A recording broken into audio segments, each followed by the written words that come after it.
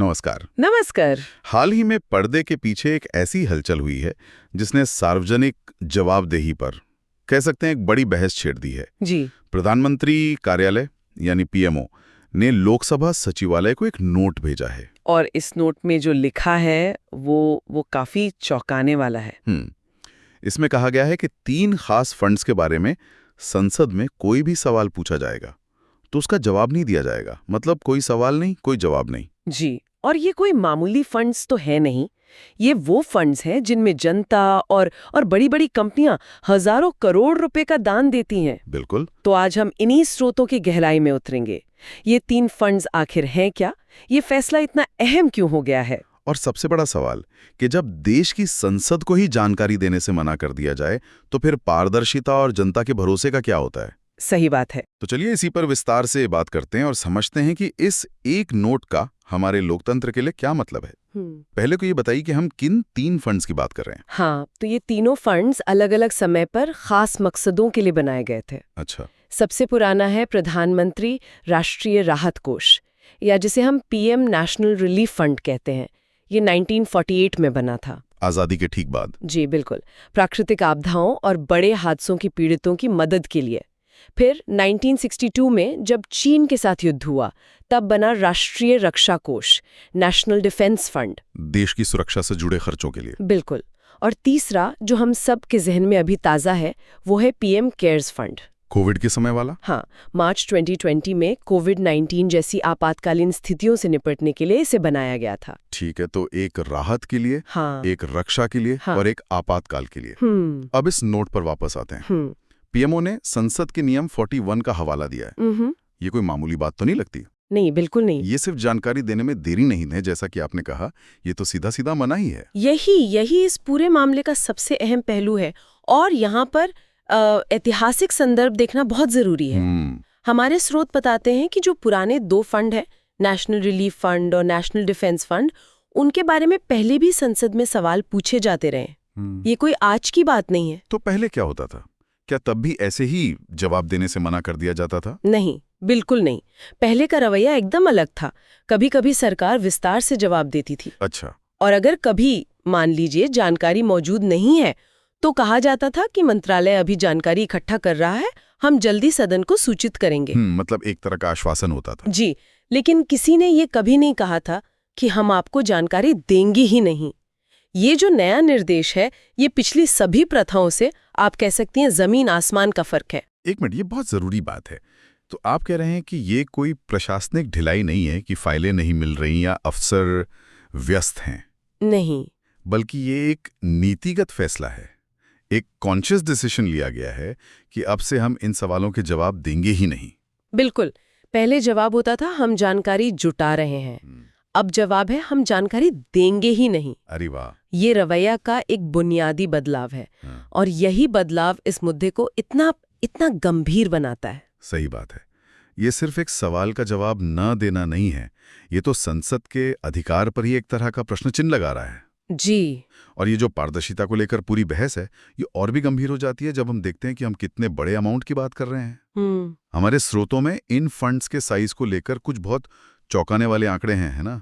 चौंकाने वाले कहना भी शायद कम होगा, आंकड़े हैरान करने वाले हैं। अच्छा। इन तीनों फंड्स में जो सबसे नया है, मतलब पीएम केयर्स फंड, जिसे बने हुए अभी कुछ ही साल हुए हैं, उसमें दशकों पुराने दोनों फंड्स को मिला के जितना पैसा है उससे भी ज्यादा बैलेंस जमा है। क्या बात कर रहे हैं? जी हाँ, ये हजारों करोड़ों रुपयों की बात है। और ये सुनकर तो सच में हैरानी होती है।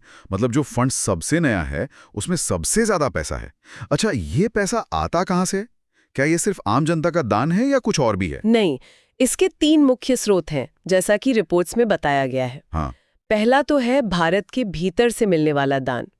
इसमें आम नागरिक से लेकर बड़े बड़े उद्योगपति सब शामिल हैं। ठीक है।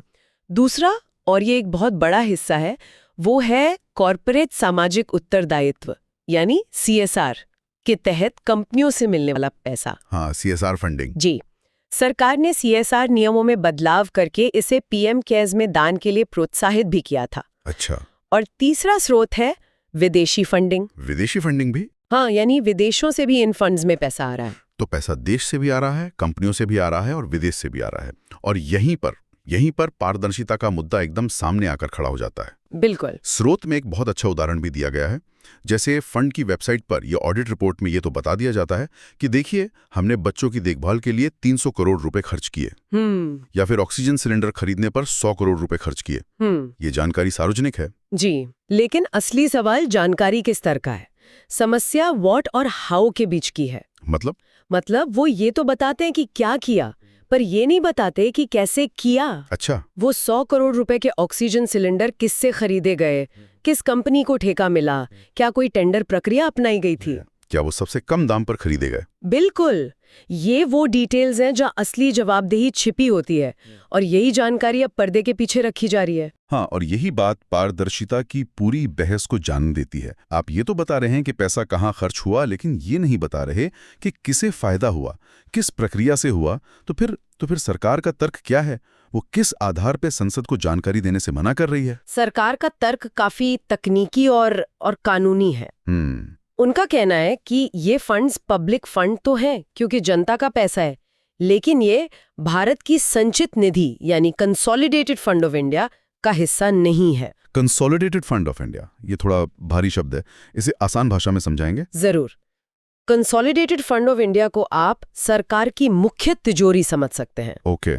हम जो भी टैक्स देते हैं, इनकम टैक्स, जीएसटी वगैरह, वो सब इसी तिजोरी में जाता है, और सरकार संसद की मंजूरी के बिना इसमें से 1 रुपया भी खर्च नहीं कर सकती। ठीक है। तो सरकार का तर्क है कि चूंकि इन तीनों फंड्स में दान का पैसा आता है, टैक्स का नहीं, इसलिए ये उस मुख्य तिजोरी का हिस्सा नहीं है। और इसीलिए सरकार के मुताबिक इन पर संसद का वो नियंत्रण लागू नहीं होता जो सरकारी खजाने पर होता है। यहाँ तक कि ये CAG यानी भारत के नियंत्रक और महालेखा परीक्षक के ऑडिट के दायरे से भी बाहर हैं। 1 मिनट, क्या कहा? CAG के दायरे से भी बाहर? जी। यानी सरकार का जो सबसे बड़ा ऑडिटर है, जो हर मंत्रालय के 1-1 रुपए के खर्च का हिसाब किताब जांचता है, उसे भी इन फंड्स में झांकने की इजाजत नहीं है। बिल्कुल। सरकार का कहना है कि इन फंड्स का ऑडिट एक स्वतंत्र प्राइवेट ऑडिटर करता है और रिपोर्ट सार्वजनिक की जाती है, जो उनके हिसाब से पारदर्शिता के लिए काफी है। लेकिन कानूनी तौर पर वो शायद सही भी हो, लेकिन यहीं पर एक बड़ा नैतिक और कह सकते हैं तार्किक सवाल खड़ा होता है। और वो सवाल क्या है? मुझे तो ये एक कानूनी दांवपेच जैसा लग रहा है। वो कह रहे हैं कि तकनीकी रूप से ये सरकारी खजाने का पैसा नहीं है, लेकिन क्या ये तर्क जनता की नजर में खरा उतरता है? क्योंकि प्रधानमंत्री का नाम जुड़ते ही ये जनता के लिए तो सरकारी हो जाता है ना। आपने बिल्कुल सही नब्ज पकड़ी है। स्रोत भी इसी तरफ इशारा करते हैं। अच्छा। सवाल ये है कि इन फंड्स को चलाता कौन है?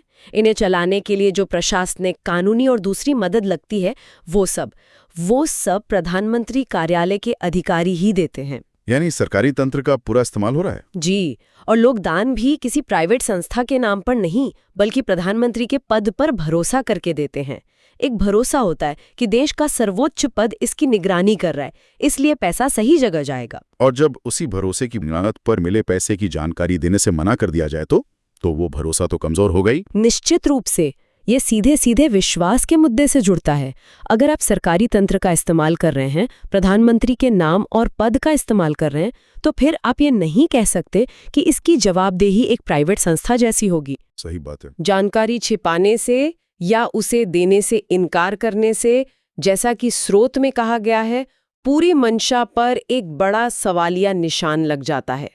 पारदर्शिता से ही भरोसा मजबूत होता है। यहाँ एक और सवाल मेरे मन में आ रहा है। जी। मान लीजिए कुछ खर्च वाकई गोपनीय है, जैसे नेशनल डिफेंस फंड से जुड़ा कोई खर्च जो राष्ट्रीय सुरक्षा से संबंधित हो सकता है, उसे तो सार्वजनिक नहीं किया जा सकता। क्या सरकार का तर्क इस वजह से मजबूत नहीं होता? ये एक बहुत जायज सवाल है, और इसके लिए एक स्थापित प्रक्रिया मौजूद है। क्या प्रक्रिया? सरकार संसद में बता सकती है कि अमुक खर्च राष्ट्रीय सुरक्षा के कारणों से गोपनीय है और उसका विवरण नहीं दिया जा सकता।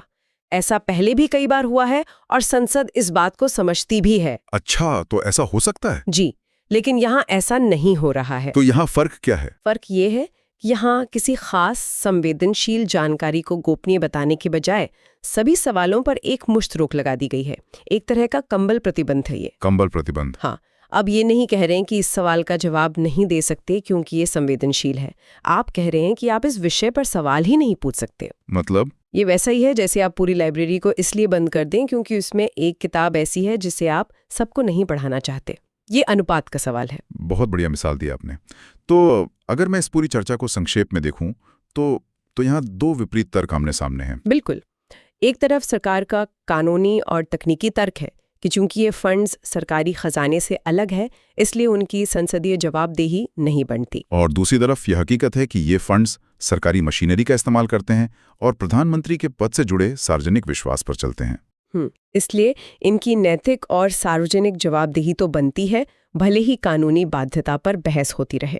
ये एक तरह से कानून की किताबों और जनता की अपेक्षाओं के बीच का टकराव है। और ये पूरी चर्चा हमें एक बहुत ही बुनियादी सवाल पर लाकर खड़ा कर देती है कि सार्वजनिक जीवन में पारदर्शिता का आखिर मतलब क्या है, जो कानून की किताबों में लिखा है या जो जनता उम्मीद करती है। बिल्कुल। और यहीं पर हम अपने श्रोताओं के लिए एक विचारणीय प्रश्न छोड़ सकते हैं जो सीधे हमारी स्रोत सामग्री से निकलता है। जरूर।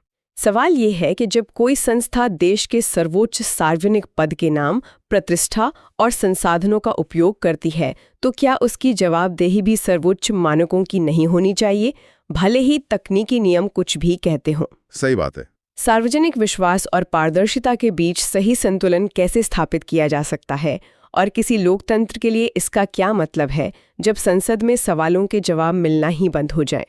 ये एक ऐसा सवाल है जिसका जवाब हम सबको मिलकर खोजना होगा।